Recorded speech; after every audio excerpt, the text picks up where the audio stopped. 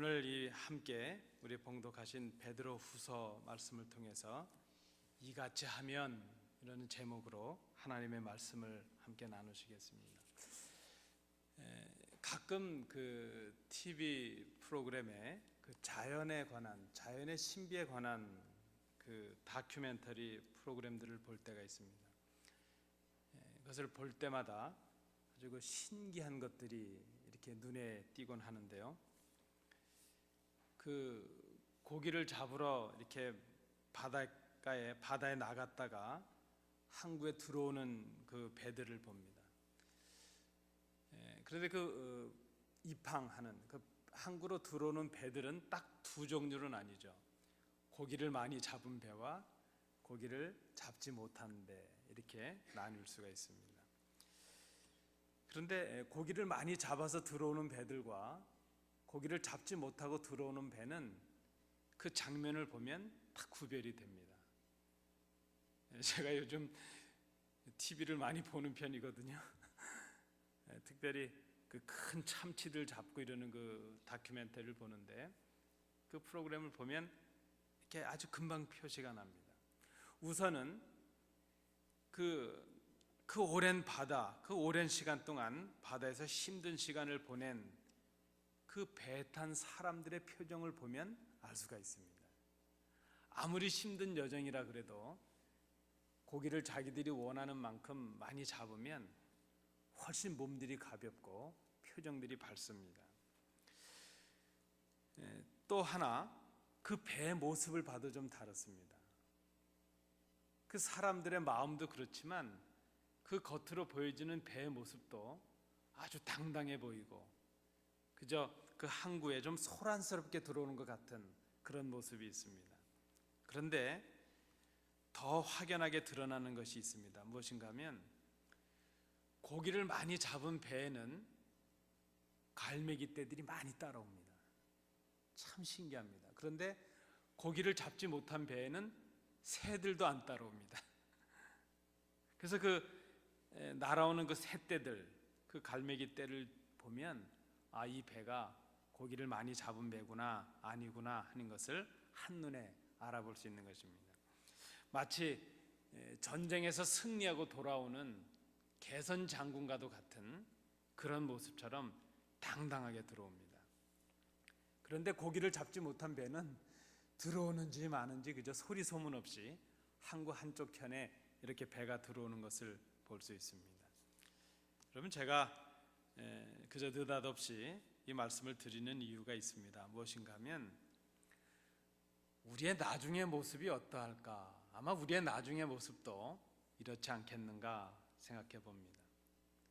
한번 시작된 우리의 인생이라고 한다면 그것은 어차피 끝이 있는 것이고 이 땅에서의 끝을 향해 가고 있다, 이렇게 볼 수 있습니다. 우리가 오늘을 살아냈지만 오늘을 산다는 것은 죽고 있는 것이죠. 어떤 의미에서 본다면 마지막을 향해 나가고 있다 볼 수 있습니다. 우리가 걸어가야 될 이 길은 사실은 피한다고 피해질 수 있는 것도 아니고 피할 능력을 가진 사람도 사실은 아무도 없습니다. 누구나 다 한 번은 가야 되는 길이다 하는 것을 생각해 봅니다. 오늘 이 저녁에 우리 성도님께서 한번 생각해 보시겠습니까? 우리의 나중의 모습은 어떨 것인가? 고기를 가득 잡은 만선의 배, 그런 모습일까? 아니면 고기를 잡지 못해서 그저 초라하게 들어가는 그런 배의 모습일까? 오늘 베드로 사도는 믿음으로 인해서 고난의 길을 걷고 있는 교회를 향해서 하나님의 말씀을 위로의 말씀으로 증거하고 있습니다.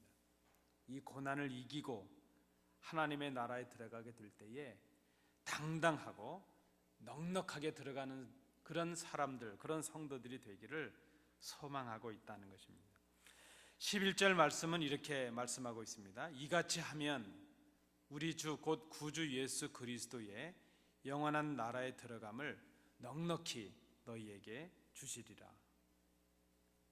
여러분, 우리는 오늘을 살아가지만 사실은 내일을 바라보고 있습니다.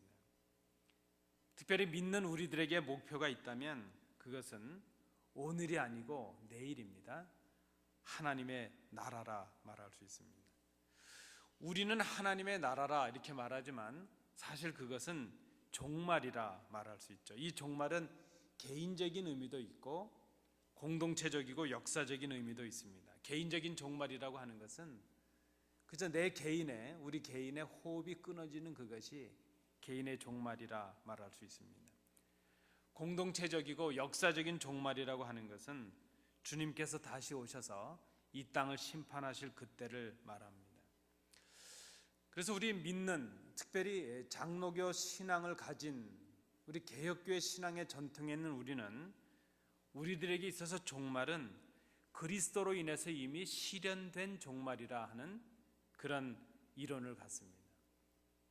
종말은 아직 우리에게 다가오지 않았지만 그것은 그리스도 안에서 완성이 되었고 실현이 되었다는 것입니다. 아직 우리가 그 종말을 경험하지는 못했지만 그 종말은 예수 그리스도의 앞서가심으로 이미 이루어져 있고 완성이 되어 있다는 그런 의미입니다. 그리고 그 마지막 완성은 하나님의 나라라 말할 수 있습니다. 이 하나님의 나라에 오늘 본문의 말씀처럼 넉넉히 들어가는 자들이 있는 반면에 겨우 들어가는 자가 있을 것이고 반면에 넉넉히 들어가지 못하는 자가 있을 것이라 하는 그런 생각을 해봅니다. 여러분, 그런 말 있지 않습니까? 우리가 천국에 가면 3번을 놀란다 그래요. 첫 번째 놀라는 것은 내가 천국에 왔구나 그래서 놀란답니다. 여러분 너무 심각하게 듣지 마십시오. 이것은 그저 우스갯소리입니다. 또 한 번 놀라는데 그분 오실 줄 알았는데 못 오셨네 그래서 놀란답니다. 그 마지막 한 번 더 놀라는데 그것은 저분은 안 올 줄 알았는데 못 올 줄 알았는데 오셨네 그래서 놀란다고 합니다. 여러분, 우리가 믿는 우리들에게 마지막 목표는 사실 이 땅이 아니고 오늘이 아니고 지금이 아니고 내일입니다. 하나님의 나라입니다. 그래서 우리에게 소망이 있습니다. 우리의 육신이 썩어지고 병이 들어서 돌이킬 수 없는 그런 지경에 이른다 할지라도 우리가 이 오늘의 고난의 땅, 이 육신의 장막을 가지고 살아가는 오늘 이 고난의 순간들 속에서도 희망을 가지고 소망을 가질 수 있는 이유는 오늘이 마지막이 아니고 하나님의 나라, 이제 완성하셔서 우리에게 주시는 그 선물로 주시는 하나님의 나라, 그 하나님의 나라가 우리에게 예비되어 있기 때문이라 그렇게 말할 수 있다는 것입니다. 오늘 말씀에 보면 넉넉히 들어간다 하는 말이 있습니다. 이 넉넉히 들어간다, 넉넉하다 하는 의미가 무엇일까? 쉬운 의미는 부족함이 없다 하는 그런 의미입니다.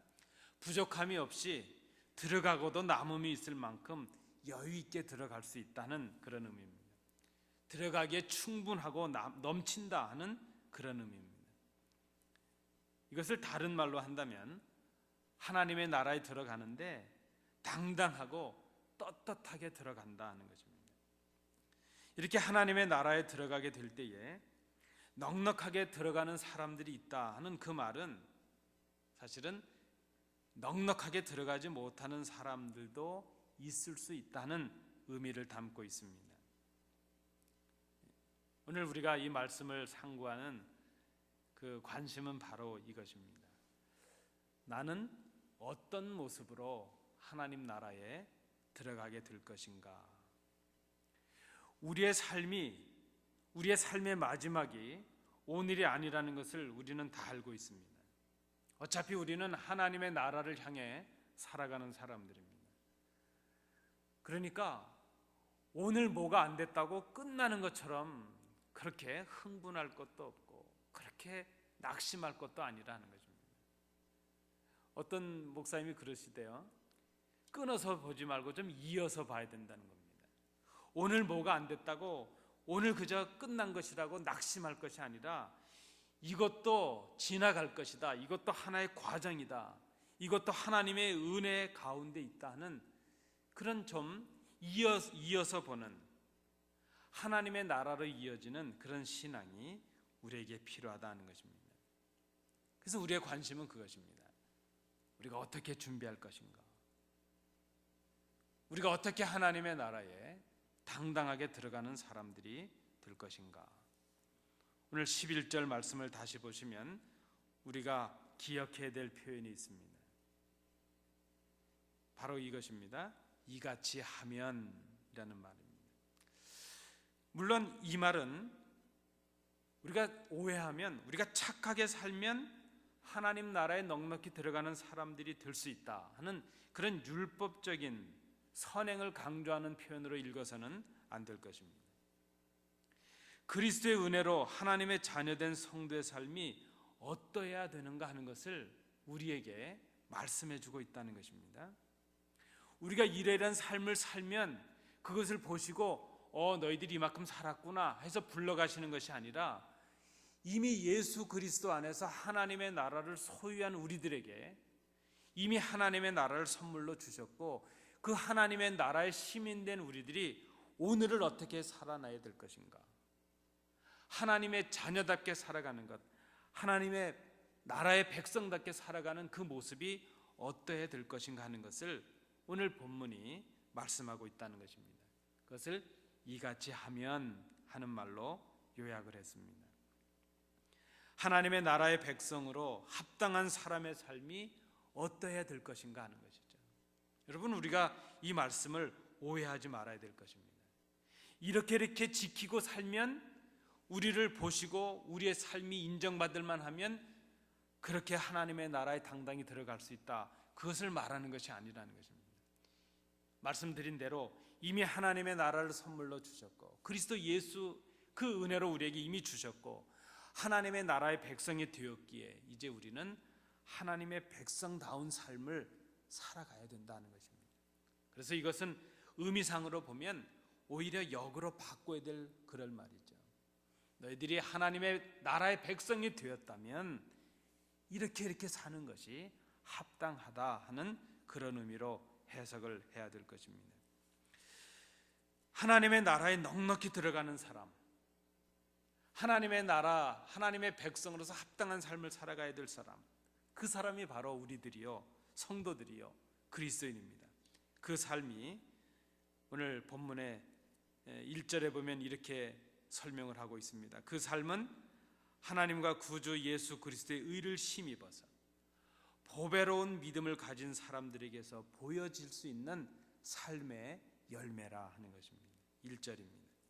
그리고 2절 말씀해 보시면 그러한 삶의 열매를 맺는다고 하는 것은 그리스도를 바로 아는 데서 시작을 한다는 것입니다. 그리스도를 알면 알수록 은혜가 넘칩니다. 은혜가 넘치면 넘칠수록 우리에게 평강이 넘치게 된다는 것입니다. 여러분, 이 신앙이라고 하는 것, 제가 지난 주일날 말씀을 나누면서 복음은 그리스도를 만나는 사건이라 이렇게 말씀을 드렸는데 이 인카운터라는 거 아닙니까? 만남이라는 거죠. 신앙은 그리스도를 만남이죠. 여러분, 주님 만나지 않고 목사 될 수 있습니다. 주님 만나지 않고 교인 되고 주님과의 인격적인 신앙의 만남 없이 교회도 다니고 직분도 받습니다. 그건 가짜입니다. 오늘 이 말씀 2절의 말씀 있는 것처럼 그리스도를 아는 것, 그리스도를 내 삶의 인격으로 만나는 것, 그것이 바로 신앙입니다. 그리스도를 만나고 내 삶이 변화하고 내 인격이 변화하는 그 감격과 고백과 경험이 없다면 성도도 아니요, 신자도 아니요, 교인도 아닙니다.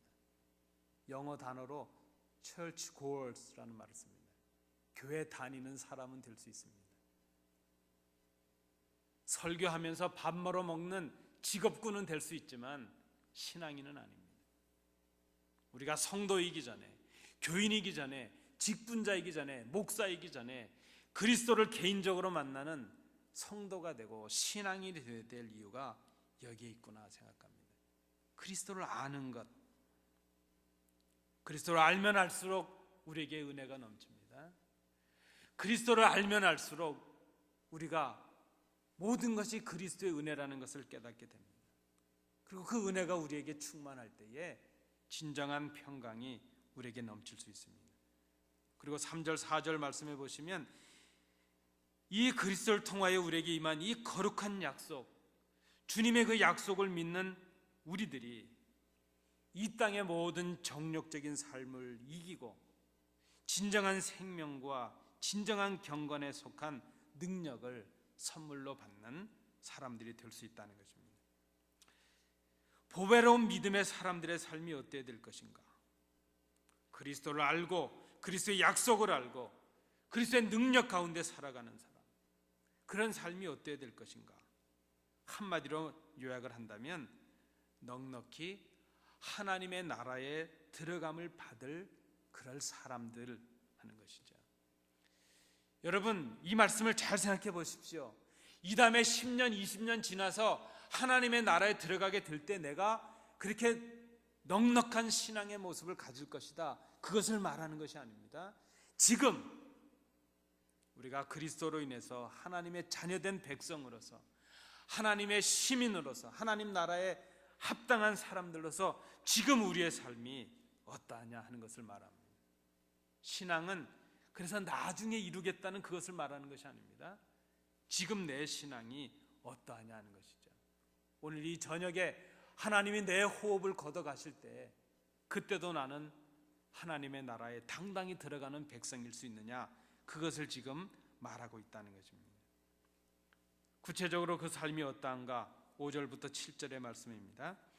하나님 나라에 합당한 성도의 삶의 기초요, 그 시작은 믿음이라 말할 수 있습니다. 이 믿음은 하나님의 선물입니다. 그리스도의 십자가의 은혜로 우리에게 거저 주신 것들입니다. 그래서 이것은 이 믿음을 통해서 우리가 구원을 얻게 되고 영생을 얻게 되는데, 이것은 우리의 공로나 우리의 자격에 의한 것이 전혀 아니라는 것입니다. 그래서 오늘 본문에도 보면 믿음은 그리스도의 의를 힘입는 것이라 말했습니다. 믿음은 그리스도를 바로 아는 것이라 이렇게 말을 했습니다. 그리고 믿음은 그 주님께서 주신 그 약속을 의지하고 신뢰하고 소망하는 것이라 말할 수 있습니다. 그리고 그분께서 주신 그 능력 가운데 우리가 이 땅을 살아가는 것이라 말할 수 있습니다. 우리의 구원이 선함에 있는 것이 아닙니다. 우리가 착해서 구원받은 것이 아닙니다. 우리의 선행과는 무관하게 그리스도의 은혜로 우리가 구원을 받았습니다. 그것을 우리는 그저 은혜라고 말하고 선물이라고 말합니다. 성도로서 우리의 삶의 기초는 믿음입니다. 그래서 여러분, 믿음은 교회 안에서만 보여줘야 되는 것이 아니라 이웃과의 삶 속에서 보여줘야 되고, 부부과의 그 대화 가운데 보여줘야 되고, 자녀와의 그 대화 가운데, 우리의 비즈니스의 현장 가운데 우리의 모든 삶이 그 기초가 믿음이 되어야 된다는 것입니다. 여러분, 우리의 문제가 어디 있습니까? 강단에서는 목사 같은데 동네 나가면 깡패 같은 게 문제 아닙니까?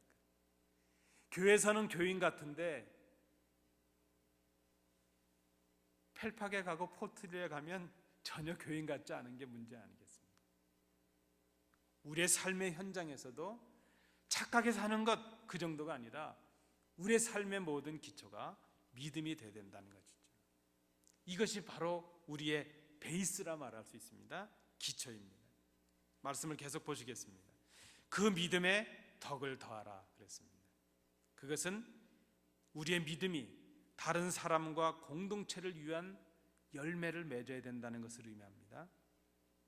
용기와 희망을 가지고 다른 사람을 유익하게 하는 헌신과 봉사의 열매를 맺어야 된다는 것입니다. 믿음은 그래서 이기적이지 않습니다. 믿음은 다른 사람을 유익하게 하는 것이요, 다른 사람을 돕는 것이요, 그를 주님께로 나가게 하는 것, 그것이 바로 믿음의 덕입니다. 그 덕에 지식을 더하라 그랬습니다. 이 지식은 하나님의 뜻을 깨닫는 것을 말합니다. 하나님의 뜻을 깨닫는 것이 지혜요, 참 지식입니다. 우리의 봉사와 우리의 헌신, 우리의 섬김은 궁극적으로 하나님을 기쁘시게 하는 것이 목적입니다. 하나님을 기쁘시게 하기 위해서는 하나님이 기뻐하시는 것이 무엇인지를 알아야 됩니다. 그것이 지식이라 말할 수 있습니다.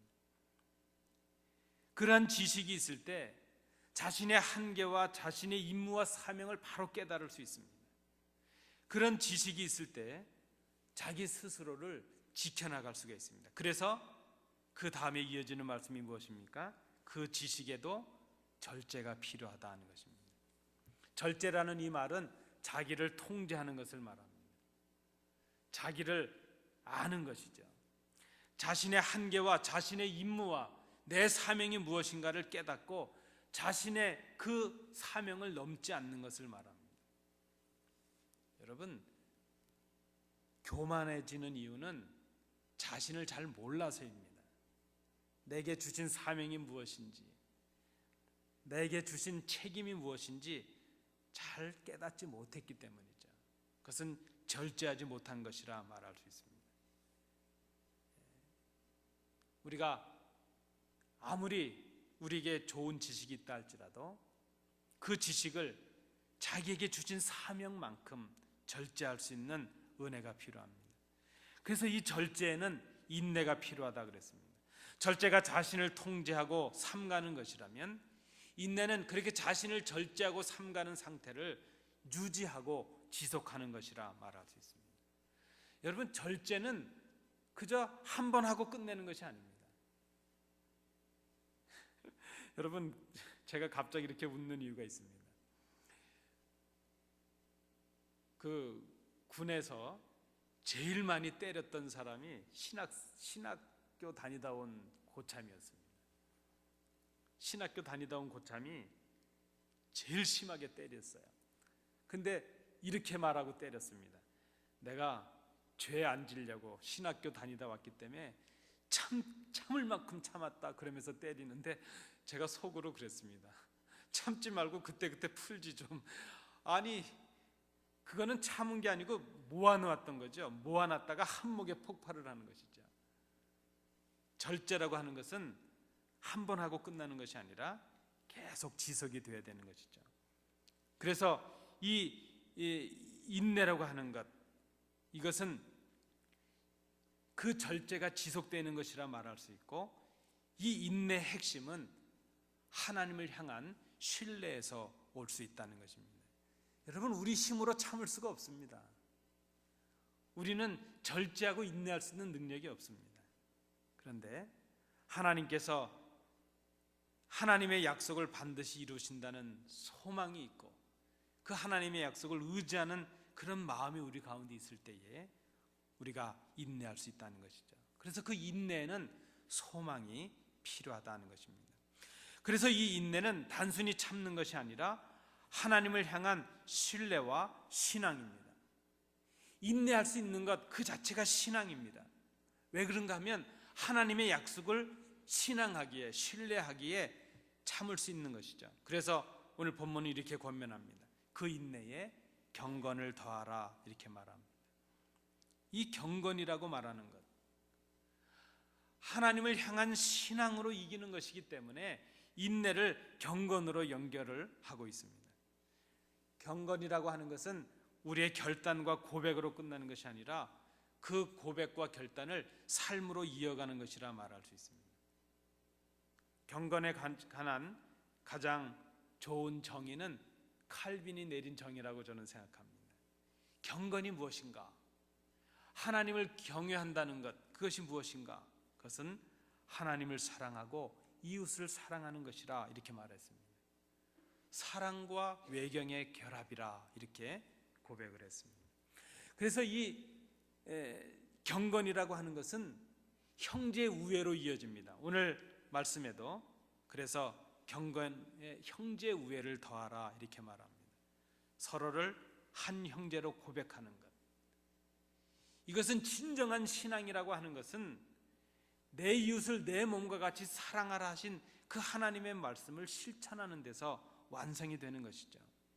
그래서 단순히 이것은 우리 주위에 함께 예배한 우리 성도들을 그저 형제로, 우리 이웃들을 형제로 고백한다는 것은 그저 우리가 소위 말하는 휴머니즘이나 인간의 박애주의, 그것을 말하는 것이 아니라 우리의 신앙의 고백이라 말할 수 있다는 것입니다.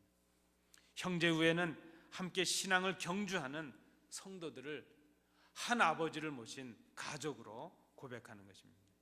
그리고 믿음으로 시작된 이 성도의 삶의 마지막 완성은 사랑이라 말할 수 있습니다. 그래서 그 형제 우애에 사랑을 더하라 말합니다. 이 사랑은 자신을 희생함으로 완성이 되는 것이죠. 형제 우애가 그저 하나님 앞에 하나님을 아버지로 고백하는, 서로를 형제로 고백하는 것이라면, 그 형제 우애 고백하는, 우리가 실천하는 사랑이라고 하는 것은 이 모든 믿음으로부터 시작된 이 모든 덕들을, 모든 삶을 완성하는 것이라 말할 수 있습니다. 그리고 이 사랑의 완성은 그를 위하여 나 자신을 희생하는 것이라 말할 수 있습니다. 여러분, 사랑이 무엇입니까? 사랑은 저를 위하여 나를 희생하는 것입니다. 우리의 사랑은 형제를 넘어서 이웃과 원수까지도 미쳐야 되는 것이죠. 그것이 하나님을 사랑하는 것이요, 이웃을 사랑하는 것, 바로 우리의 신앙이라 말할 수 있습니다. 그것이 바로 우리의 믿음이라 이렇게 말할 수 있습니다. 디모데전서 6장 11절 12절 말씀입니다. 그 말씀에 의하면 이런 사람이 의와 경건과 믿음과 사랑과 인내와 온유를 따르며 믿음의 선한 싸움을 싸우고 영생을 취한 사람, 바로 하나님의 사람이라 말씀합니다. 그리고 이 모든 믿음의 모습의 본을 우리는 그리스도에게서 찾을 수 있습니다. 여러분, 우리는 하나님의 자녀라 그렇게 생각을 합니다. 사람들이 우리를 그렇게도 부릅니다. 우리는 그렇게 고백을 합니다. 그런데 우리가 하나님의 자녀라 하는 우리들에게 오늘 말씀에 나타난 이런 삶이 없다면 오늘 본문은 우리는 소경과도 같다, 맹인과도 같다 그렇게 말합니다. 그리스도를 알지 못하고 그분의 진리를 깨닫지 못해서 어두워진 사람들이라는 것이죠. 눈은 떴는데 바라보지 못합니다. 귀는 열려 있는데 듣지 못합니다. 손은 있는데 행하지 못합니다. 그리스도를 알지 못하고 그분의 진리를 깨닫지 못함으로 영안이 어두워졌고 들을 귀가 어두워진 사람들이 바로 우리들일 수 있다는 것입니다. 우리가 죄인이었고 은혜로 사함받았었고 이제 하나님의 구원받은 백성이 되었다는 것을 새카맣게 잊어버린 사람들입니다. 눈앞에 정욕과 이익에 눈이 어두워서 잠깐 후에 우리가 겪어야 될 그 마지막 우리의 모습을 바라보지 못한 소경과도 같다는 것입니다. 여러분, 우리가 바라봐야 될 것은 오늘만이 아닙니다. 하나님의 나라입니다. 우리는 오늘을 살아가지만 하나님의 나라를 바라보는 사람들입니다. 오늘 10절 말씀을 우리가 함께 봉독하시겠습니다. 우리가 해야 될 일이 무엇인가? 10절을 우리 함께 봉독하시겠습니다. 그러므로 형제들아, 더욱 힘써 너희 부르심과 택하심을 굳게 하라. 너희가 이것을 행한즉 언제든지 실족하지 아니하리라. 아멘. 어떻게 해야 될까요? 실족하지 않는 것이라 하는 것입니다. 실족한다는 것은 좋은 자리에서, 디딤돌에서 하나님께서 주신 그 좋은 자리에서 미끄러지는 것을 말합니다. 좋은 자리에서 떨어지는 것, 구원의 자리에서 떨어지는 것, 하나님의 나라를 빼앗기는 것, 그것을 실족하는 것이라 말했습니다. 실족하지 않기 위해서 우리가 해야 될 일은 우리를 향하신 부르심, 우리를 선택하신 그 하나님의 뜻, 그것을 굳게 하는 것이라 그랬습니다. 구원의 첫 자리, 우리를 부르셨던 그 첫 감격을 잊지 말자 하는 것입니다. 우리에게 주신 구원과 사명을 잊지 않는 것입니다. 구원의 초심을 빼앗기지 않는 것입니다. 처음의 자리로 돌아가는 것입니다. 첫 감격, 첫 감사, 첫 믿음, 첫 마음. 우리가 처음 그리스도로 인해서 구원의 감격을 가졌을 그때 그 벅찬 감격을 회복하라는 것입니다. 계시록 2장 5절 말씀은 우리에게 이렇게 권면합니다. 그러므로 어디서 떨어졌는지를 생각하고 회개하여 처음 행위를 가지라.